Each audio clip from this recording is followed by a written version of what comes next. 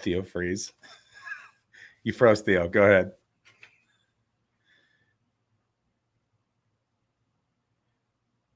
All right. Well, welcome into First Class Fantasy. Theo's having some technical difficulties. I am your co-host, Billy Muzio. With me today, we have Jeff Erickson. Theo's connecting. Theo, you back? I'm back, Billy. Apologies to everyone. Welcome to First Class Fantasy. I'm Theo Gremminger. Billy Muzio, thank you for taking over. A little technical difficulties in the Gremminger household. Billy, we're really excited. This is almost Thanksgiving week, but we got to get through week 11. And I'm really excited that we're joined today. First time here on First Class Fantasy. First time I've podcasted with Jeff Erickson of Rotowire. Jeff, welcome to First Class Fantasy. Let everybody know where they can find your work. Hey, thanks for having me on board. I really appreciate it. Find me on Twitter at Jeff_Erickson, of course, on RotoWire. And you can catch me on SiriusXM Fantasy. We are on during football season at night from 8 to 10 p.m. Eastern time. I think, Theo, you've been on the show with us before. I think I think one or both of you is doing a Thanksgiving Day draft with us. So, and we'll get you on the RotoWire podcast too, because I talk a lot. So I'm in a lot of different places. So glad to be here as well. I'm really having a good time. And hey, it's a busy week, big week here. Yeah, and I see the Cincinnati Bengals hat on. So you're a little bit excited about tonight. We're going to talk about Thursday Night Football. We're going to talk about a lot of these games, and I see some really good questions in the chat. We're going to get to those as well. But if anybody listens to press coverage or First Class Fantasy, and a lot of you guys are regulars on these shows, Billy and I have been talking to pretty much any guest we have, and we're asking them this. You put a lot of preparation in the offseason, Jeff, getting ready for your drafts, getting ready for your player analysis. Which player is the biggest positive surprise for you this season? And the caveat is he's not allowed to say Puka Nacua. Exactly. I'll go Rachaad White. RB12 right now. He's not running well between the tackles because nobody can in Tampa with that offensive line. But he's been really involved in the passing game. He's fended off every effort to kind of take over third downs. He is a 3-down back. He's really good in the passing game, and they keep finding ways. And even the running game has been incrementally better than it was at the start of the year. I mean, there's only so much you can do in Tampa, but he's a guy that I can comfortably start every week. And I didn't think I was going to be able to say that. I thought he was more of a flex play, matchup play, and instead now he's kind of plugged into my lineups. Love the answer. Billy, we can kind of pat ourselves on the back because me, you, and Matt Kelly were all over Rachaad White this past offseason. A lot of people were trying to fade him. The narrative continued to change. It was like first there's going to be a running back that's going to get drafted and replace him. Then a free agent's going to replace him. Then it's, this undrafted free agent, Sean Tucker, he's going to take his job. And then, it goes on and on and on. And here we are. Rachaad White is an RB1. He's had back-to-back weeks of 20 carries, Billy. So he's really propped up by the receiving numbers and also his touchdown scoring, but the volume is crazy good. What are your thoughts on Rachaad White rest of the season, Billy? Yeah, he's been pretty consistently in like back half RB1 for me in the rankings. I have him kind of in that RB 11 to 13 range pretty consistently on a week-to-week basis inside the projections in the model. It has been 100% the passing down volume that's been propping up those fantasy stats because from an efficiency standpoint, from rushing the ball, hasn't been the most efficient rusher. But we have seen positive trends. Of course, the targets have been helping the overall cause, and now they're scoring touchdowns. So it was one of my guys at the beginning of the season. You can find the little my guy emblem on PlayerProfiler. It was a volume play. And they didn't really add a lot in the beginning of the offseason. And so here we are seeing him finally get worked into that role and being utilized as we thought it was going to be utilized in the passing game. And so I like his chances of finishing inside the top 12, especially given the landscape of the position. And I think that he has a pretty decent shot of doing so. Yeah, and I love the my guys that we do at Player Profiler. You flag plant 3 guys. We flag planted these guys, Billy, like before the NFL draft. And 2 of my flag plants have gone extremely well. Jahmyr Gibbs and Dalton Kincaid. It took a couple of weeks, but here we're there. They are looking good. My 3rd flag plant was Jackson Smith-Njigba. Jeff is aware of our bet that we made in the preseason, but Billy loves to rub it in. Jeff, what do you think my chances are on a percentage basis of Jackson Smith-Njigba finishing as a wide receiver 3 or better at this point in PPR? It's going to take a more severe DK or Lockett injury. I mean, these guys show up on the injury report every single week, but unfortunately, I think you're flying third-class fantasy right now with him. I'm not playing. I love it. I love it. Jeff, that you're a real pro. You're a real pro. Billy, it's a holiday season, but you do not let up. You are relentless. I also get text messages from Billy, reminding me of our bet, but we're going to split a team with that 350 anyway, Billy. So I'll end up making money on my 350 loss. So that's just how pure we run at First Class Fantasy. But Billy, I saw a tweet you made, and Billy, lives in Oregon. I live on Long Island. I love the 9:30 in the morning East Coast start time European game. Billy, you are not a fan. You were complaining about it, but you've championed through all of them, and that is over. Jeff, what's your thoughts on a third time slot and early AM game? Did you like them this year? Did you not enjoy them? Like, what are your thoughts? So I live in LA, so that could probably size up my answer pretty quickly. I hated them, can't stand them because I'm getting up at like 5:15 to answer reader questions, listener questions, making sure there's no dramatic late sit because we have had that in a London game before, where a guy has been a late scratch, an hour and a half before the game, and then you're left scrambling there. So anytime that happens, I have to update the rankings, have to respond to the questions, who you're pivoting to, and like tweeting out and all that good stuff. So hate it, can't stand it. And then there's always a routine before the 10 a.m. kickoffs too, where I've got my usual routine where I'm answering every single question. So I'm trying to watch the game. I'll do that, and then trying to watch Glazer on one of the pregame shows because I think he's the best of the national reporters. He doesn't report his ton, but he doesn't miss either. And he usually has that one nugget that nobody else has. So I'm always watching for that. Point is, it just throws off my routine, and then I'm just a big hot mess by Sunday night.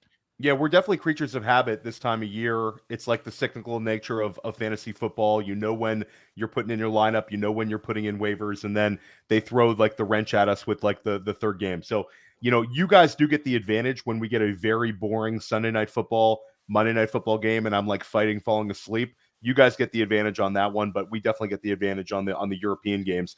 See, I'm falling asleep in the middle of like the 1 o'clock games now because I've been up since 5. Like to Jeff's point, I've been working on projections all morning. I've been trying to, I'm on my third cup of coffee. I'm crashing. I've transitioned to wine in the middle of the second game.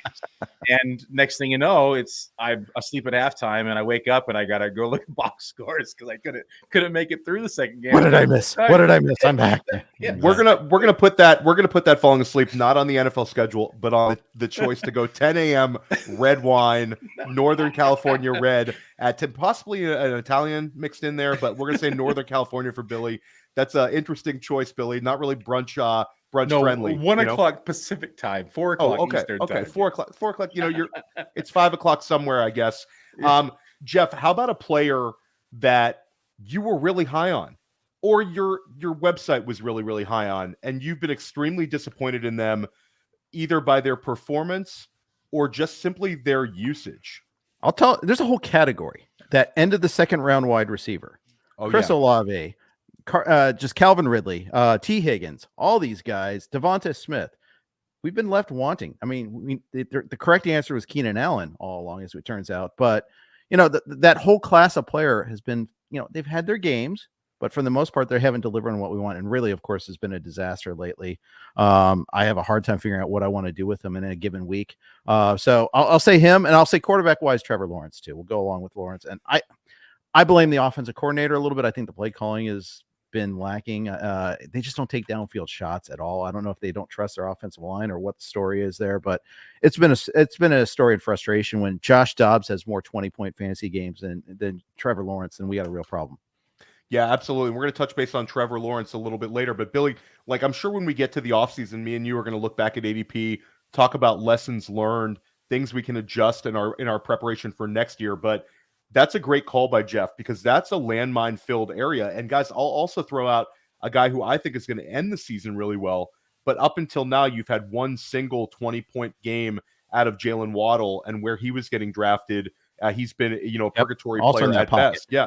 So you have two guys in that little pocket that were, the secondary wide receivers on their own team. And people were like, you know what? The offense is good enough. The consolidation is good enough that they're just going to carry it. But Olave, DK Metcalf, Devonta Smith, T. Higgins, Jaylen Waddle, if you would have just gone Keenan Allen instead of any of those guys, you'd probably have another win and a half, maybe another 2 wins in your record right now. Billy, is there any early lesson learned, or is that something we really got to take a step back and look at? No, I don't necessarily think it's a lesson learned because all these guys had proven success. All these guys had, um, high-powered offenses, pretty efficient roles, pretty set roles. It's football, man. Sometimes things change, and we look at you can have all the analytics correctly, but it's just sometimes the chemistry changes, or there's different matchups that they're going against that they just aren't able to beat, or injuries, whatever it may be. Another name I'm throwing the hat is Tony Pollard. He's only had on my list. Yep. He's only had one finish inside the top 12, the running back position. He's RB25 on the season right now. And it's been one of those disappointing things. So it's like that round 2 has kind of been unsafe all around. And we've seen a lot of busts. I mean, there has been some hits, don't get me wrong, but it's been a pretty big disappointment in terms of draft capital that we spent in early August. I will say one underlying trend is most of these guys are their number 2 receiver on their team. Right. Yes. We want alphas. We want guys that we know are going to get double-digit targets. And I think that's one of the takeaways. We got to kind of, dial that back. Remember that next year. Ridley, we thought was going to be an alpha. So, I mean, you can kind of excuse that a little bit. But we know Higgins is number 2. We know that Waddle is number 2. We know Smith was probably number 2 to A.J. Brown. I think that might have been a little bit more debatable, a little bit more risable. On the other hand, we knew Keenan Allen. Okay, he's old. He's fading. No, he's not. And he's still the number 1 guy. And then, of course, once Williams got hurt, I mean, it was just to the moon with him. Before we go to an ad, let's quickly take a start-sit question. Daniel Dung in the chat, Duong or Dung, says Justin Herbert, Kyler Murray, Brock Purdy, Justin Fields. He's got a very strong group of quarterbacks, but he needs to pick 2 of them. Super flex. Let's start out with Billy on this one. Which way are you going? Probably going to go Herbert for sure. I don't trust Fields, so Fields is going to be out for me this week. It's going to be between Purdy and Kyler. Purdy gets San Francisco. Week 11 is Tampa Bay. Kyler gets Houston. I like the over-under Arizona. I think that is the highest over-under of the week at 47.5. So I'm going to go with Kyler here and get a piece of the action. I'm going Kyler and Herbert as well. We're going to talk a little bit more about that Houston-Arizona game. Jeff, would you go in any other direction with your Superflex decision? Nope, it's a ringing endorsement. Kyler versus Purdy is close for me. It's 12 and 13 respectively in my ranking. So, yeah, I'm going Kyler, but yeah, hard to miss on that one there. Both should be great. Well, awesome. We're gonna talk about some very good offenses and some not so very good offenses after we hear a word from our sponsors. This episode brought to you by Mojo. Mojo is that player stock market. We love Mojo because we like making lifetime bets on players. You run out the clock on these guys. Mojo just rolled out a brand new fantasy platform. That's right. So now you can build a portfolio of player props. Oh, Jamar Chase, over 77.5. Oh, Kadarius Toney, under 15.5. Whatever the under is on Kadarius Toney, doesn't matter. You can just stack up the props in your portfolio. And the beauty is, once the Sunday games kick off, it's not over. It's not over until it's over with Mojo, because once those games kick off, you can then move in and out of positions. Let's say that you're well ahead of expectations. You can cash out. Let's say you're behind expectations. You're underwater. Well, you can double down. That's what makes Mojo so special, why they're different. Check it out. Go to the App Store, get the Mojo app, and use the promo code UNDERWORLD. The promo code UNDERWORLD gets you a 100% deposit match up to $100. So the promo code is UNDERWORLD, and they will match your deposit dollar for dollar. Go to Mojo, start building your portfolio, and then during the games, you can be a fantasy day trader. Woo.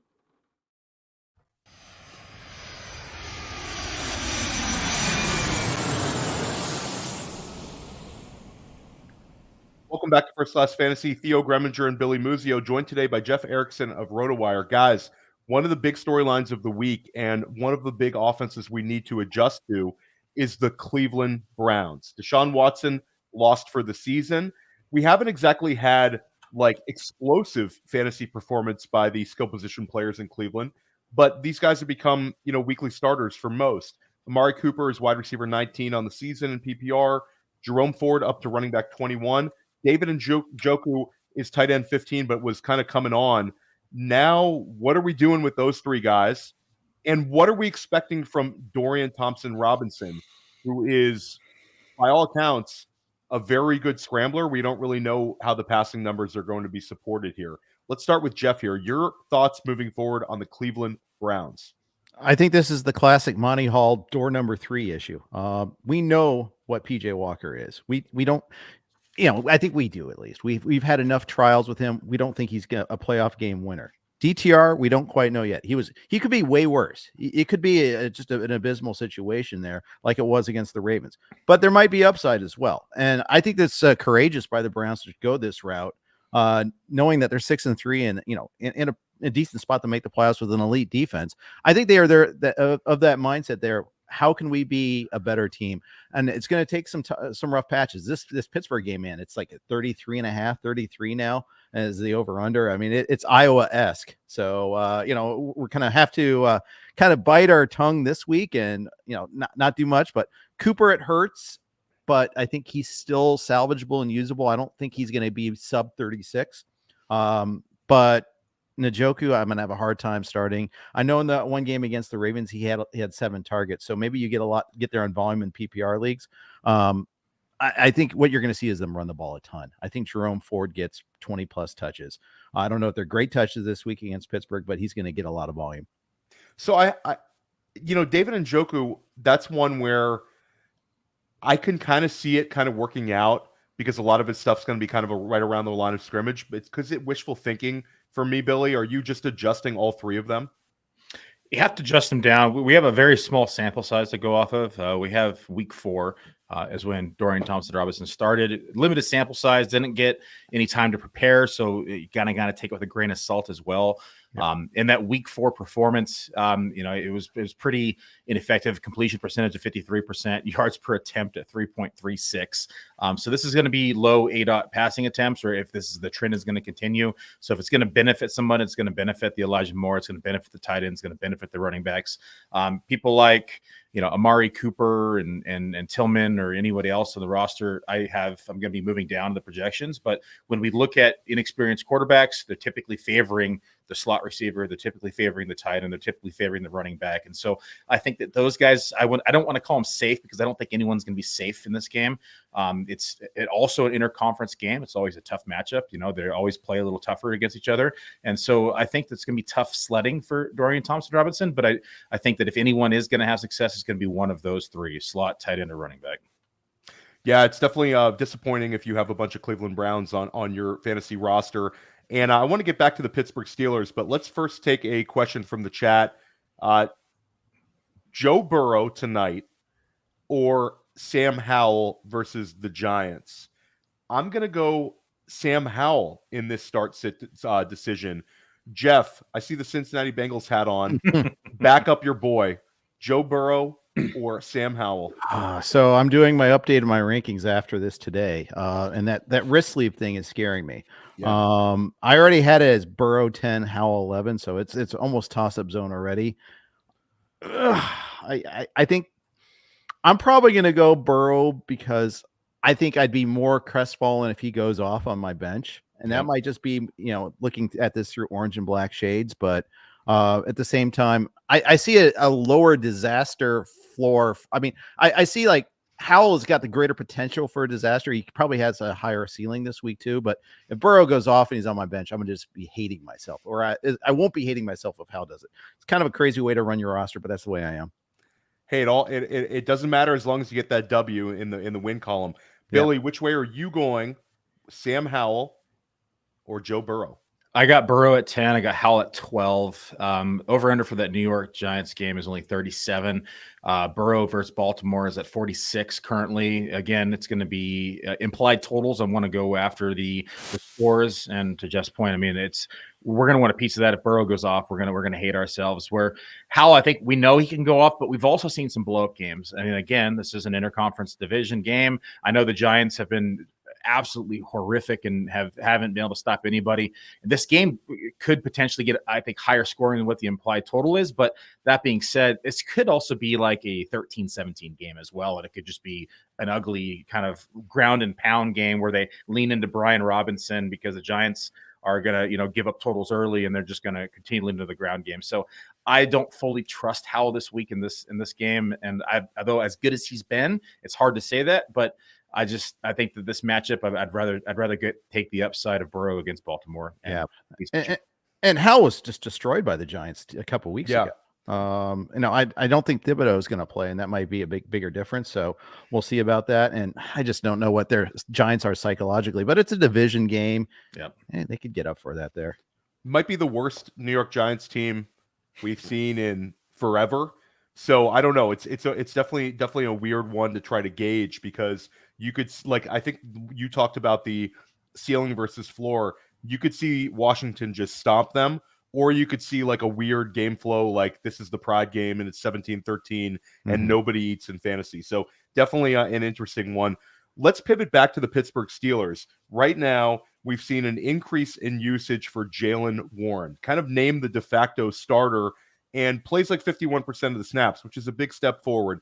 Right now, Jaylen Warren is running back 28 on the season in PPR, and Najee Harris is running back 29. They're neck and neck. And to Najee's credit, Najee's been producing the last few weeks fantasy-wise. So both of these guys, how are we treating this? Is this a situation where you like one or another, or they both kind of like that low-end RB2s for you / flex plays? Let's start with Jeff on this one. I've been resisting putting Warren over Harris for a long time, but I made that change this week. Yeah. I think Harris is still a usable guy, and in fact, I still have him in a league or two where I'm starting him because Pittsburgh's commitment to the run. It's going to be an ugly game in Cleveland this week. There's no getting around that. But at the same time, and Harris like grades out well with advanced stats, a lot of advanced metrics. Warren's the harder runner. I wonder sometimes if he gets there in hitters counts, if you will, like, Harris softens up the defense, then Warren comes in and is the home run hitter. But we're seeing Warren get used earlier and earlier in games too. So I think Warren's the guy you want to roster, or you want to have more in the others. And certainly in the long run, I think that's the case. Besides, he's hungry because he needs it, because he keeps getting fined. So he needs to earn that next bonus there, but we'll see. Yeah. And can we talk about that? Like, it's crazy. Stop finding the guys that don't make any money.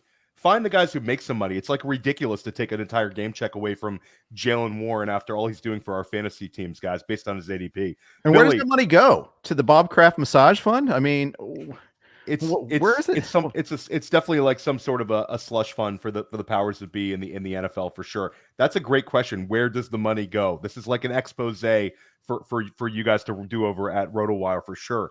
Billy, let's talk about this one. Jaylen Warren, Najee Harris, or just simply play either, not both, but play either if you have them. Where are you at? Yeah, I think you can play either. I know that they're saying that Jalen's going to be the starter. This brings it back to, we've seen people be listed as the starter, get the first snap, and the other back comes in and plays. And so it's kind of more of an attaboy. You're listed as the starter. Last week was the first week we did see, though, Jaylen Warren out-snap Najee Harris 52% to 50%. That being said, though, they have pretty clear, distinct roles. So Jaylen has still been out snapping him in the route category, 50% of routes last week, 35% of routes for Najee. Targets, though, still about 18% each. They've both been in that 11 to 13 range on average. But this is where it gets interesting. Short down distance snaps, Najee dominates these at 71% last week versus 43% for Jaylen Warren. We saw 33% in week 9 versus 80% for Najee in week 9. And then when you get down to 2-minute drill, the back they trust the most, at least last week, was Najee Harris, 80% of snaps in the 2-minute drill. So I think we have pretty clear roles. I think Jaylen Warren runs harder. We'll probably see him mixed in more in 1 and 2, but they're both still going to be active in the passing game. I think Najee is still going to be the short yardage back, probably going to be the back we're going to see in the 2-minute drill. So as much as I say, I think Jaylen Warren's the better back from an eye standpoint, I think we're going to see them both mixed in still. Now, here's the question for you guys. Rest of season, there are managers that have both on their team. And that, a lot of times, if you have your handcuff rostered, it's a good thing because you have peace of mind. But in this particular case, it's a headache of which one do I start this week.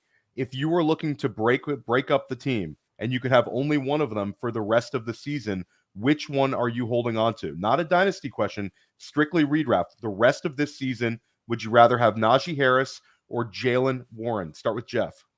Warren. I just think that's the higher upside play at this point in time. Billy. Oh, man, I've never been a Najee fan, but I'm going to go with the short yardage back here because I'm going to bank on the touchdown. And I'm going to say I'm going to go for the short yardage that Najee has been getting those snaps. So it's close, though. I mean, very close. You can't start both of them. It's called stat cuffing, and I'm not stat cuffing this offense, especially against Cleveland.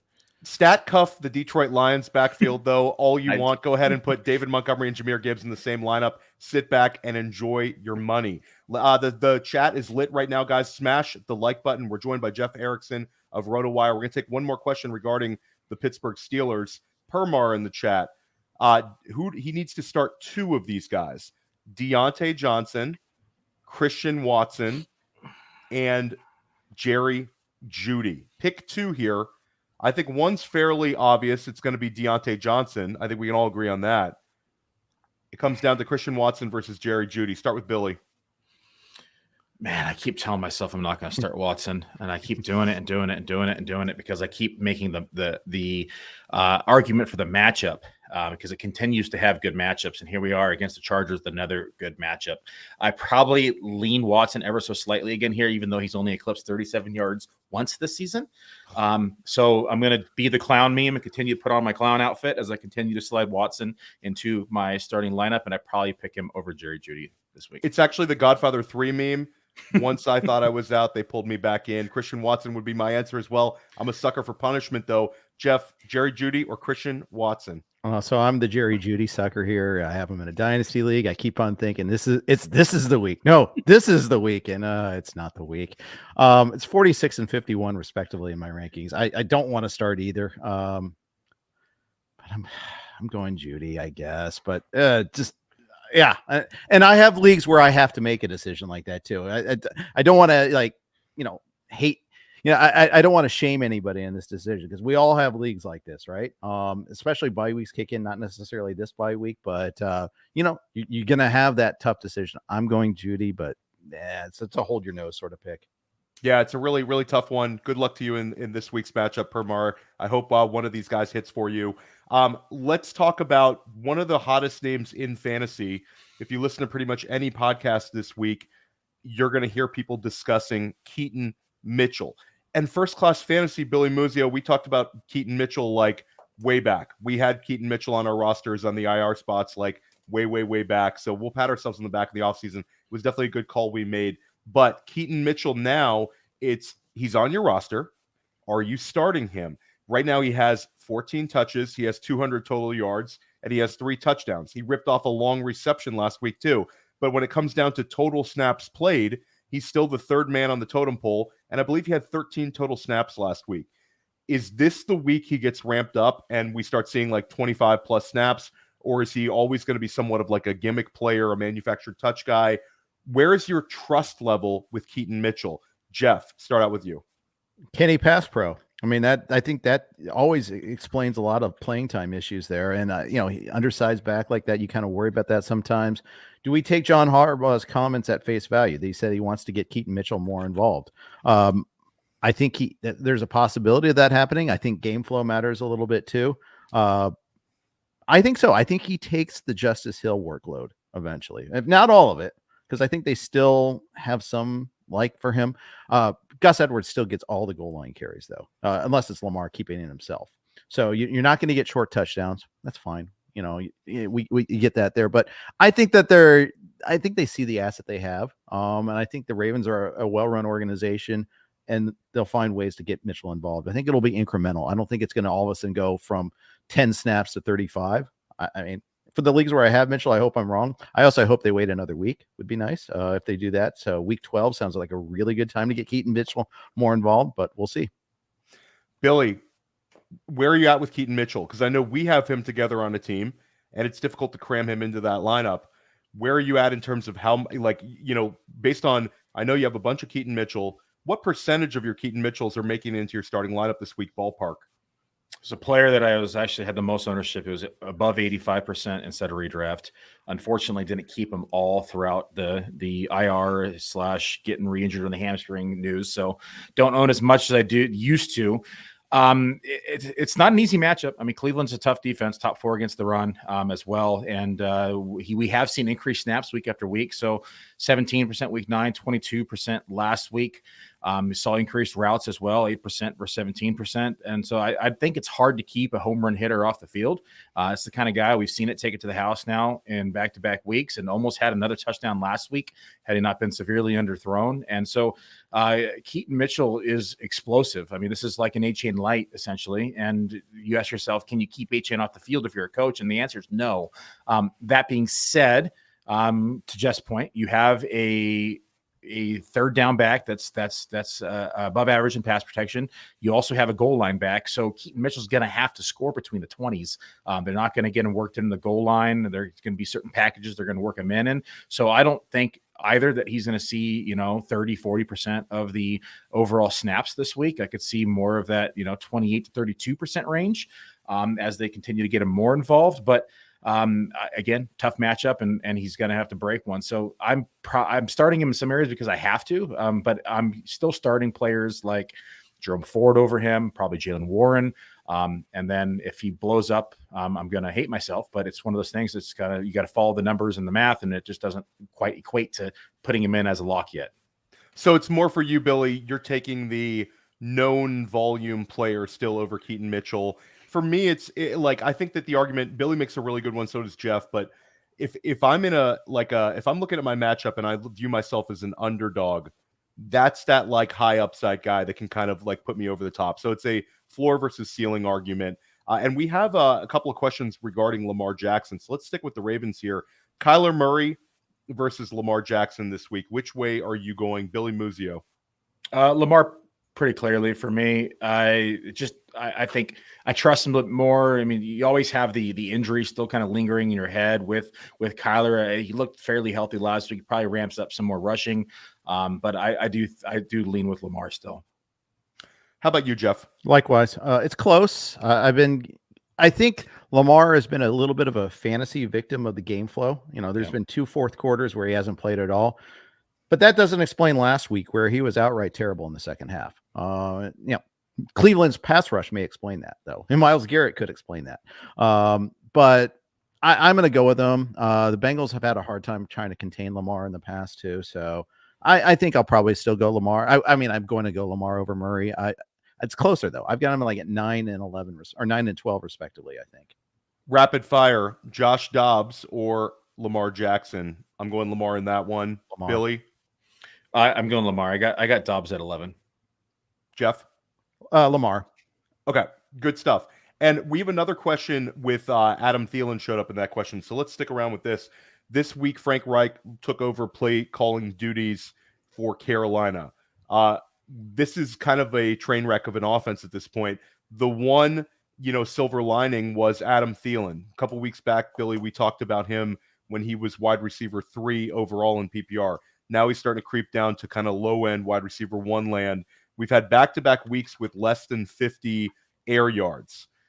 Where are we at on Frank Reich taking over? Is this let's funnel everything to Adam Thielen? Do you anticipate more balance?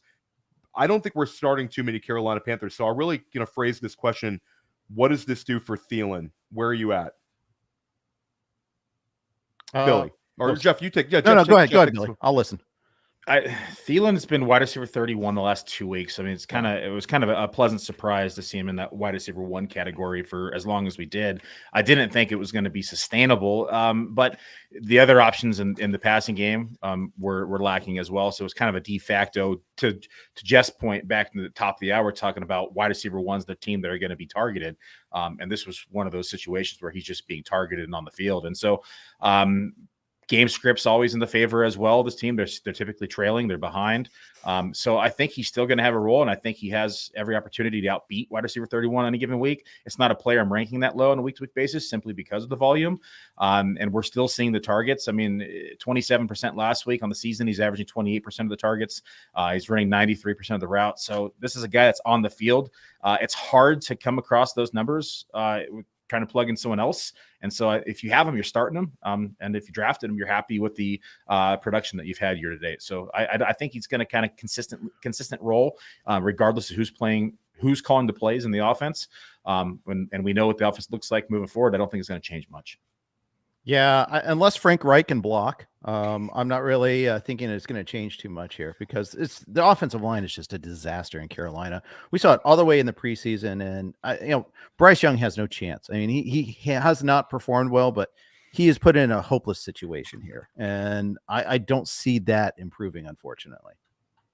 Yeah, definitely one where you're just starting Thielen, ignore everybody else, and that he's going to decline over the rest of the season. I mean, the guy's not going to finish wide receiver 8, wide receiver 9, but it's just how far does he fall? It's a train wreck of an offense, a difficult team to watch. And if you're in a trading league, I don't mind pivoting off of Thielen if somebody wants to pay you a wide receiver a couple spots behind him, just so I can avoid those kind of Carolina Panther games in my fantasy playoffs.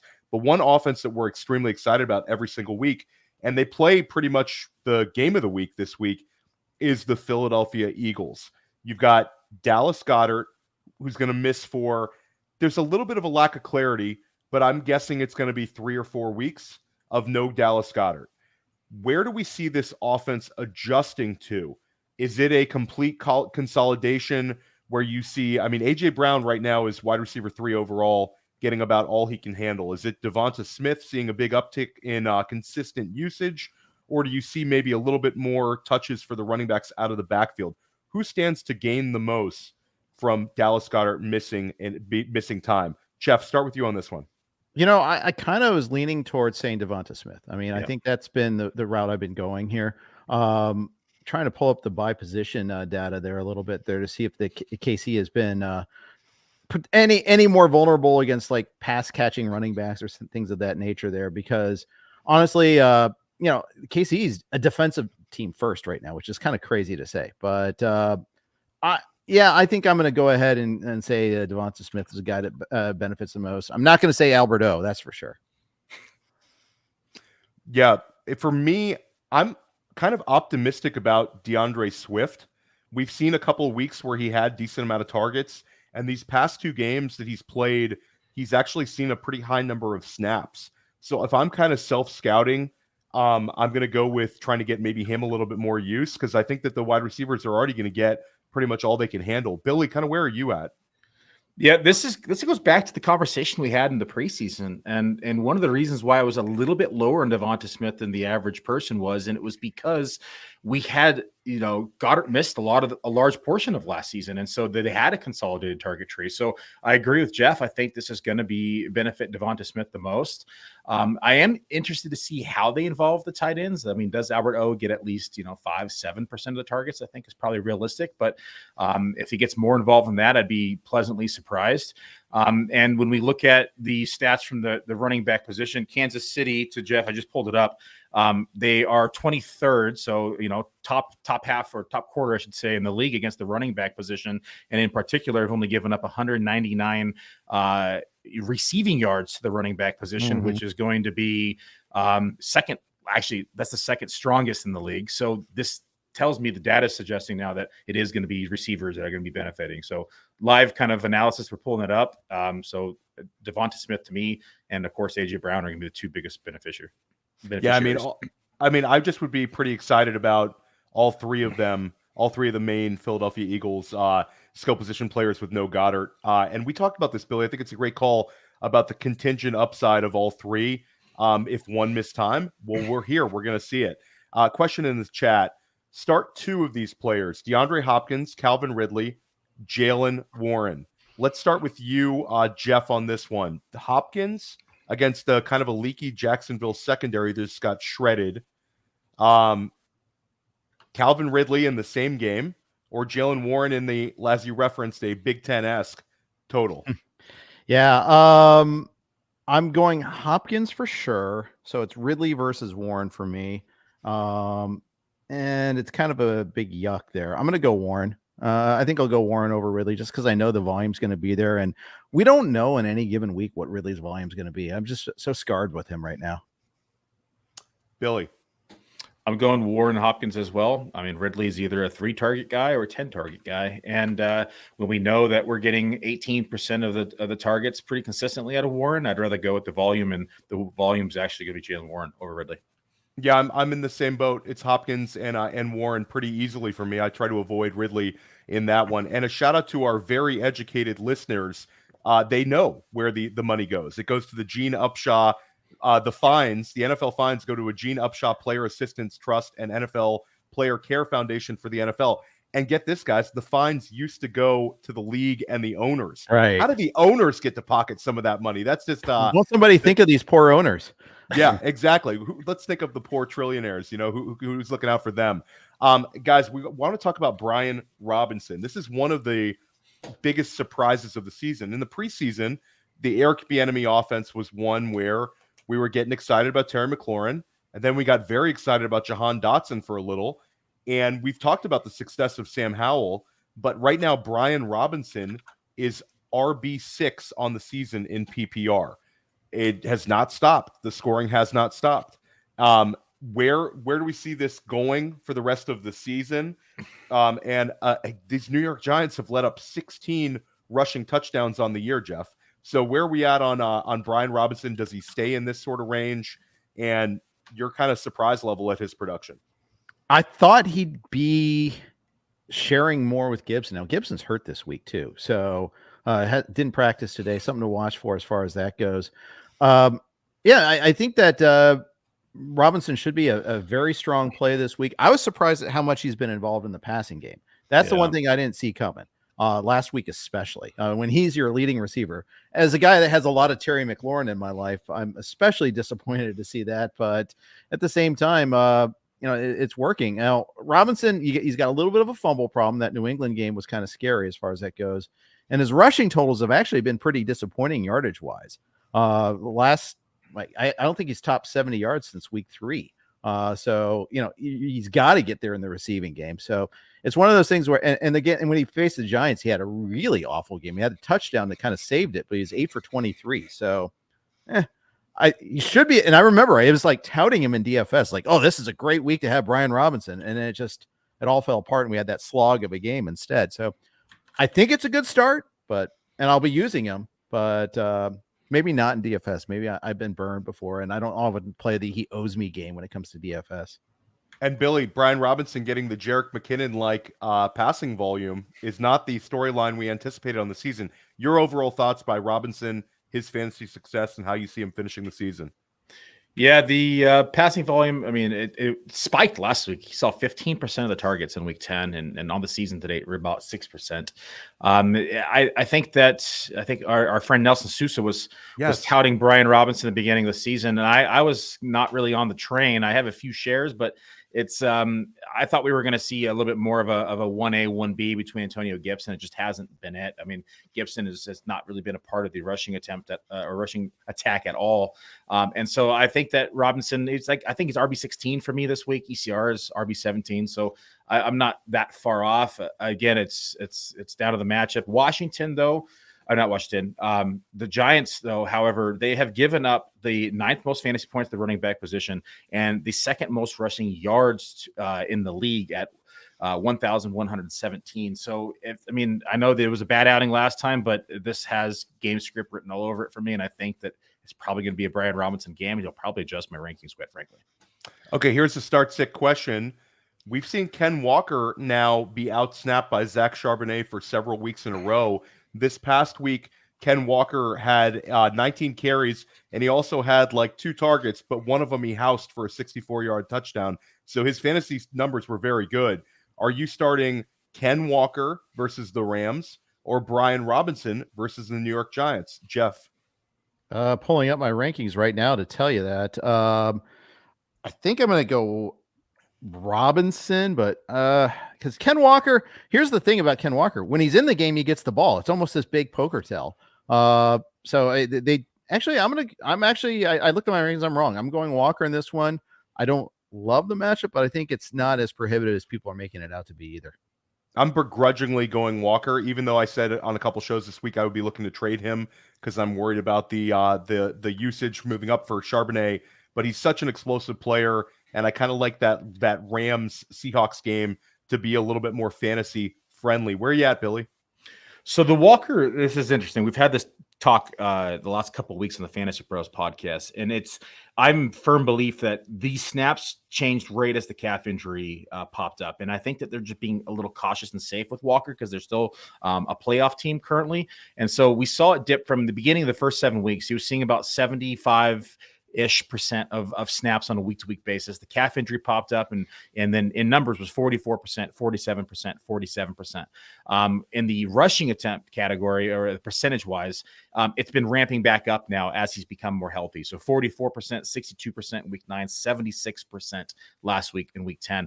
It's interesting is the trend in the passing game.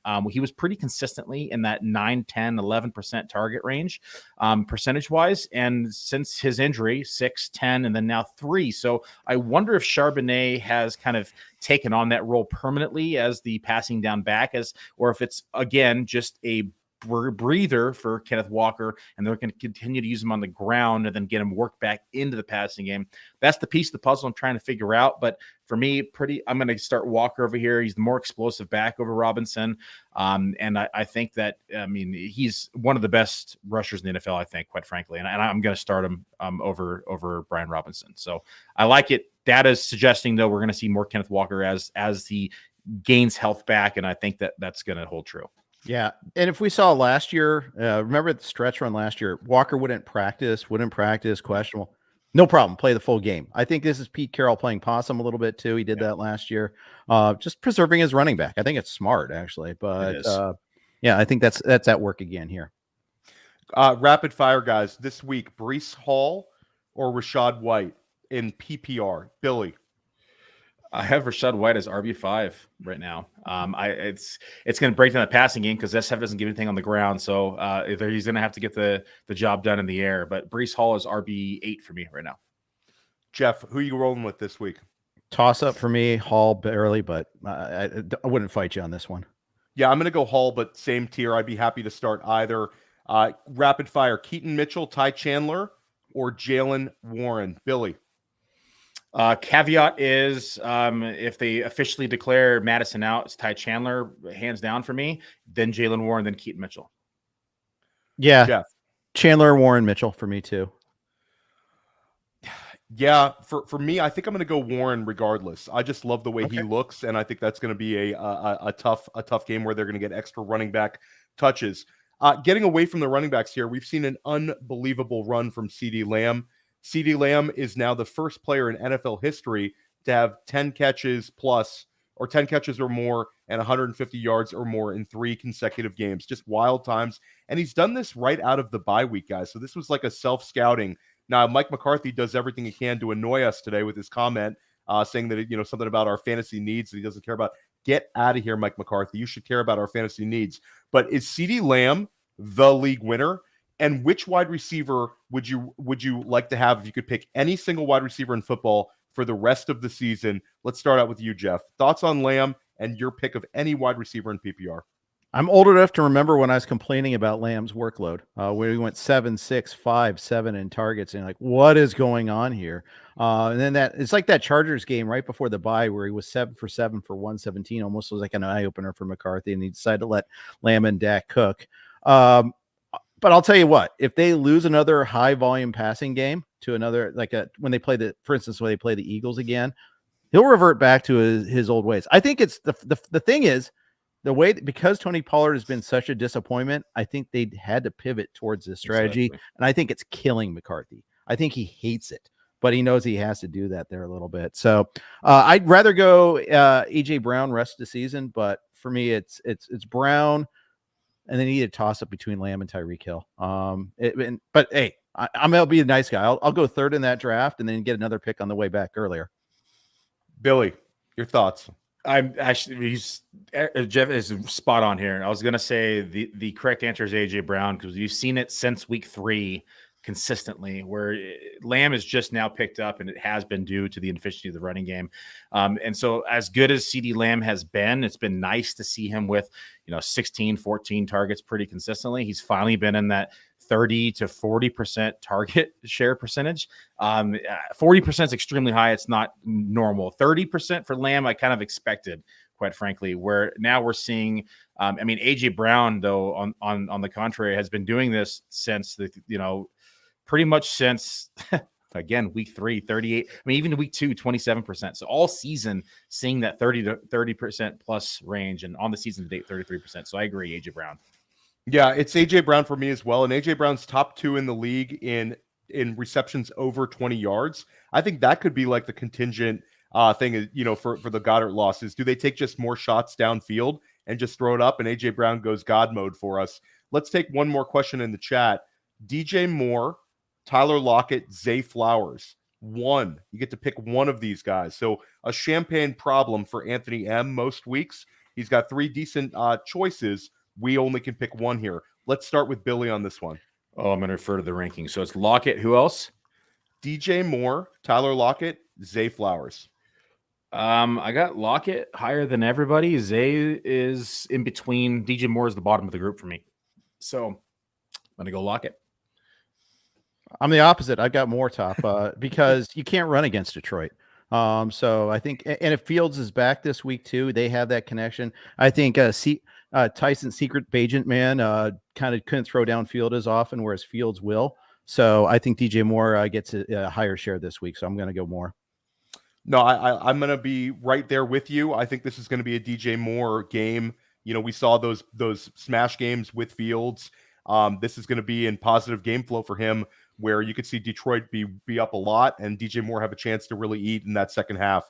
Want to keep this going, guys. We talked about the Frank Reich taking over as offensive coordinator. Nobody cares about the Carolina Panthers offense, but people do really care about the Buffalo Bills offense. And this week, Ken Dorsey is out as offensive coordinator, and Joe Brady, who at one time was considered to be a football genius at his time at LSU, meteoric rise to the NFL, takes over in Carolina, doesn't work out, but now he's back with a chance to be the offensive coordinator for Josh Allen and a 5-5 Buffalo Bills offense.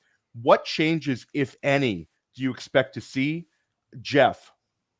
One scapegoat in for another. I remember when Joe Brady was scapegoated for Matt Rule's insistence that they run the ball 45 times up the middle.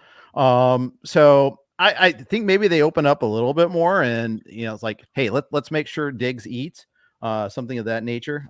But at the same time, Josh Allen is on a per game basis the number 2 quarterback in fantasy scoring. Granted, the turnovers have been there. It's not really his fault that Gabe Davis let a ball go through his fingers, though. And it's certainly not his fault that they had 12 men on the field for that field goal attempt.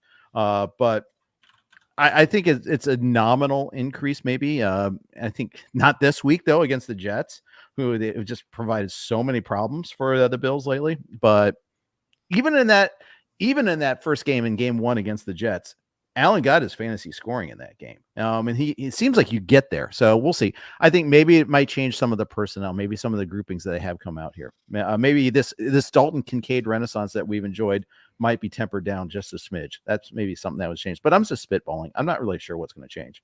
Don't say anything negative about Dalton. I know Kincaid. you're a baby. I can't do that to you. I can't take it. Billy, what are we going to see? Could we see more targets for Dalton Kincaid? Can we go opposite of Jeff here? And I think the question for me really is, Billy, do we see more consistent usage out of our guy James Cook? Because last week we saw Latavius Murray, and then you have Leonard Fournette kind of waiting in the wings here. What do you see happening with the offensive coordinator change to Joe Brady? So I was going to say I think we do see Cook a little bit more, but it's with the caveat of that he can hold on to the ball. He put the ball on the ground once. That was clearly his fault. One was Josh Allen to just drop the ball in the handoff, but Cook got very lucky on that long run where the ball bounced right back in his hands. If that doesn't bounce just like that, he loses another fumble, and I don't think we see him for the rest of the game after that point. And so it would have been a completely different story. I think we'll see him a bit more this week. It's going to break down to, I think, the matchup. I think they're going to be smart. I mean, the Jets are extremely difficult versus the wide receiver. They've given up the fewest fantasy points at the position. We know they got shutdown corners. Tight end, though, they've given up the 18th most. Running back, they've actually given up the 14th most. And so I think we're probably going to see them lean on the tight end, lean on the running back position. We want to see them utilize their tight end that they've spent high capital on. They're going to want to utilize the running back with Cook. And then I think they're going to try to, at that point, kind of keep the defense honest, and then that's going to open up some more big plays down the field for these receivers. So again, spitballing. I would like to say though that was a humdinger that he missed on with Gabe Davis across the field. I think would have broke his finger. That thing was thrown with some velocity. So definitely a tough catch, but he should have caught the ball. Yeah, and a big shout out to the chat. A lot of people watching right now. Let's take one more quick question. Devon Achane looks like he's going to play this week. Probably gets announced back on Saturday. So you got to be a little patient there. But it sounds about the beat reporters are saying he's going to go. This question seems almost comical. Devon Achane or Jerome Ford. But I guess there is a little bit of trepidation for the way that Achane's going to be utilized in his first game back. I have no reservations. I'm 1,000% starting him this week, especially if it's against like a low end RB2 like Ford. Where are you at, Jeff? Yeah, I'm going Achane as well. It was funny listening to that answer about how much he's going to play for Mike McDaniel, but at the same time, it's against the Raiders. And we got this era of good feeling for the Raiders right now, but wait till they play a real team on the road where O'Connell has to throw the ball more and the pass rush warms up, and you start getting into this catch up mode for one team, and Miami going off to the races where they boat race everybody at home. I think this is a perfect setup for a big blow up here for Achane. So I'm going to go Achane. What are we thinking, Billy? Do we have any trepidation? No, Raiders just get crushed on the ground. I mean, they give up the 5th most fantasy points to the receiver. They've given up over 1,100 rushing yards. I think Achane gets slid back in. We've seen Mostert kind of struggle as of late as well. And so I think that Achane's going to be inserted back in, and we're going to pick up where he left off. So if you sit him, I think you're going to regret it. I mean, this is an explosive offense, explosive plays, and it's the kind of guy that's going to take it to the house any given time. Okay, guys, here's a question from me. I have a $750 FFPC Dynasty League, Billy. And as we know in FFPC Dynasty, you get paid for the top 2 spots for the regular season. So I'm currently in the number 2 spot, and I need a win. This was an Anthony Richardson team. Then this was a Kirk Cousins team. And now this team has been like dumpster diving at the quarterback spot. I'm Will Levis or Baker Mayfield this week. In a must-win game, who are you going with? Will Levis against Jacksonville or Baker Mayfield against your San Francisco 49ers, Billy? Probably go Baker. I just like the weapons better. San Francisco is beatable in the secondary. The front is masking the secondary's problems is what it is. But if they don't get to the quarterback, we saw this, firsthand against Minnesota where, Cousins kind of diced him up. And I don't think that Baker's going to dice him up, but he's got Evans, he's got Godwin, he's got White that he can release the ball out to. Even Otten's been more involved. I think this is more of a Godwin game, just because San Francisco, gives up low A-dot passes because the quarterbacks have to get the ball out of their hands quickly. But so I have them back-to-back my rankings. This is coin flip area, but I get a slight lean to Baker. Okay, guys, we're almost at an hour here. I want to. Let's get Jeff's answer on the quarterback decision first. Where am I going for all the money? I'm kind of hoping not to have to answer this question. No, it's a tough one. It's a tough one. It's so funny. Funny phenomenon is people ask these tough questions. They inevitably are back to back in my rankings, always. And it's Levis 22 and Baker we went 23, and it's part because Baker's coming in with the injury this week. And because I think the pass rush is getting better and better for the Niners. I think they fixed their woes after the break. I'm going to say Levis, but man, if it's raining in Jacksonville, that's enough to switch things over. If it's raining in San Francisco, it's a way to switch it back. I mean, it's just that close. It is not a glowing endorsement, but I'll say it's, trepidation is it's Levis for now, but it's like 51-49. That's who I had in. I had in Levis, and now Billy's making me question everything in my life right now with that answer. So, I'm gonna have to labor this through right up until like kickoff, guys. It's a tough one. Guys, we're nearing an hour here. How about if I'm looking to dumpster dive, Billy, who's the guy that's sitting there on every single waiver wire that if I need to throw a guy into a flex and, I'm desperate, who's the guy you're looking at? Somebody I added a lot during this week was Jaylen Guyton. So he saw 85% of the routes last week, 12% of the target share. And I think he's going to continue to be involved in this offense as long as Josh Palmer is on IR. So we know that Keenan Allen is slightly banged up as well. So I know QJ is probably sitting there. People are expecting a big QJ week, but I think QJ is more of a 2024 play. So Guyton, I think, is going to get inserted in here as a potential wide receiver 3, maybe back in wide receiver 3. But I do think that he has the ability to finish inside the top 30, given the matchup and given his involvement in the offense. Yeah, I like it. Jeff, how about you? I love the Guyton response. If you have it for Thursday night, can I interest you in Trenton Irwin with no T. Higgins? Yes. Should have had 2 touchdowns last week, not just 1. If you really want to go sick and crazy, how about Julio on Monday night? If there's a lot of, talk about a beneficiary to no Goddard. I think Julio looks like a tight end right now. Maybe he could just fill that role. Big and slow. And then the opposite side of that game, Jerick McKinnon. They've been holding him back, and I think he's a guy that could explode in the second half of the season. Jerick McKinnon's actually in my sleepers article that should come out tomorrow on PlayerProfiler.com. I love that answer. Especially in this sort of like a huge game, you could just see Jerick McKinnon catching like 2 touchdown passes. For me, it's Rondale Moore. He's sitting there on a ton of waiver wires. I was going to go Kyle Phillips, but I think like Billy made me feel bad about my answer. So I'm going to go a little bit more generic, and I'm going to go Rondale Moore. He had a season high in targets, season high in receiving yards in Kyler Murray's first game back. I know we're all waiting for Hollywood Brown season to happen. Trey McBride's a guaranteed starter for everyone. But I'm going to go Rondale Moore if I'm looking for a guy that can get me like 10 PPR points in a pinch. And guys, just a quick Arizona question.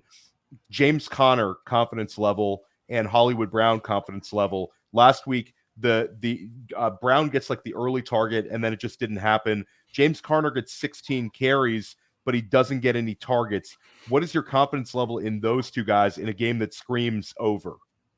Oh, I mean, with Connor, the 16 carries are enough answer for me that they have the confidence there. You're not going to get as many targets when Kyler's going because he's going to scramble. It's like any running quarterback. You've got that issue, but they trust Connor. Connor makes this offense a better team. So I have definite confidence there. And then Hollywood Brown. Yeah. It didn't quite happen last week, but everyone benefits from having a healthy Kyler. Billy. Confidence is a strong word, but I think that Connor is probably I think it's safe. The carries, even though it was only that many carries, and you look at the percentage wise, it was still 67% of the rushing attempts. So that says a lot. Any back getting over 50% is decent. Anyone getting over 60% is now a bell cow. So I think he gets more involved in targets, but it's again to just point. It's all breaks down to Kyler's mobility and when he pushed the ball to the field. And now he's using Rondale as that outlet in the intermediate routes as well. So low ADOT, again, be getting those passes. That's what we saw, 30%, the highest of the entire season for Rondale. So good call on you there, Theo. But I think Rondale benefits. Everyone benefits the passing game. Confidence is a whole nother discussion. And I love Jeff's call. Let's just make Julio tight end eligible. Let's make him a waiver wire tight end. It'll be a very fun storyline. We got to give one more question in the chat because it's our producer, JR. He needs start-sit advice here.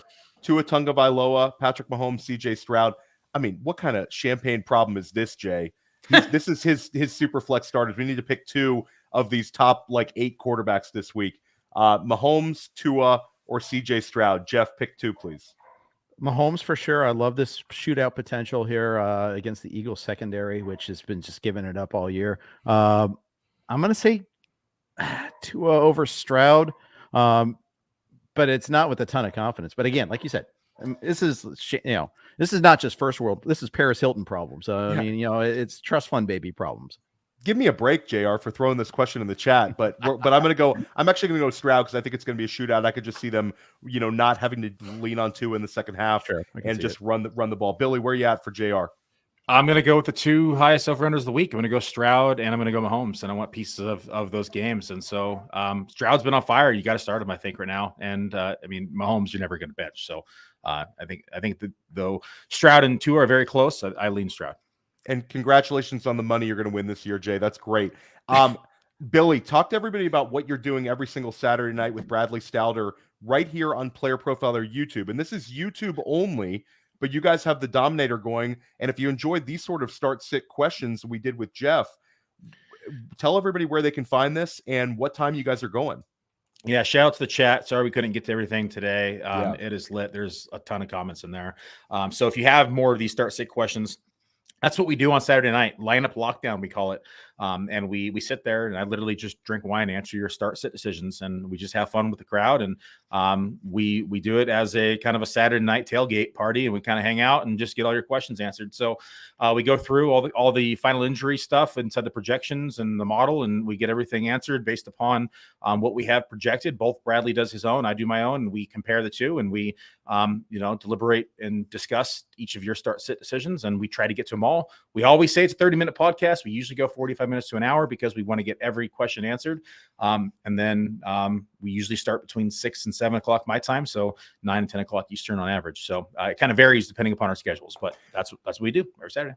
And Billy and Bradley are very, very good with this, and they're very, very generous with their time, and they answer them all. So that definitely check that one out. Jeff, this was awesome today. Love chopping it up with you. Let everybody know where they can find your work. Absolutely. Thanks so much for having me, guys. First of all, always on Rotowire. Check out Rotowire. We always have a free trial if you guys want to check it out. Rotowire.com/pod. You can see my rankings there. We call it the value meter. I'll be doing an update this afternoon. With that trial, there's no credit card or anything like that. Just kick the tires, see if you like it. And if you don't, it just goes away. I talk a lot. So I do podcasts a week. I do 4 XM shows usually at 8 to 10 p.m. Sirius XM Fantasy. So you can catch me there. And just on Twitter at Jeff_Erickson. Yeah, and a big shout out to what you guys do at Rotowire. We love Alan Soslowski. It's my co-host at Sonic Truth. Love Jim Coventry, Mario Puig. You got a lot of really, really sharp guys over there. So definitely check out Jeff's work. And check out press coverage. I did it early this week. That's my solo pod. I had Jacob Sanderson on. We covered a lot of the week's topics. And if you're a Dynasty player, Dynasty Life debuted it about 2 weeks ago with Ryan McDowell. And tomorrow, Heath Cummings from CBS is joining me. Billy, this was awesome. Really, really enjoyed chopping up with you guys. This is week 11, guys. This is the time to put the time in, get your lineup decisions correct, grind that waiver wire in the secondary waiver. Let's win some money. Let's win some titles. Stick with us here at First Class Fantasy. Rest of the season, we got you covered. Thanks, everybody. Thank you, guys. Hey, I want to take a moment to thank you for tuning in. It's important to me that all of our media be free. This is only possible because of you, allowing a true independent sports media enterprise to thrive unlike any other in the business. So please subscribe to the All In Package to continue to make all of this possible, to ensure that all of our stats, information, data, content is available to you, especially you, the people that get the site and get the show.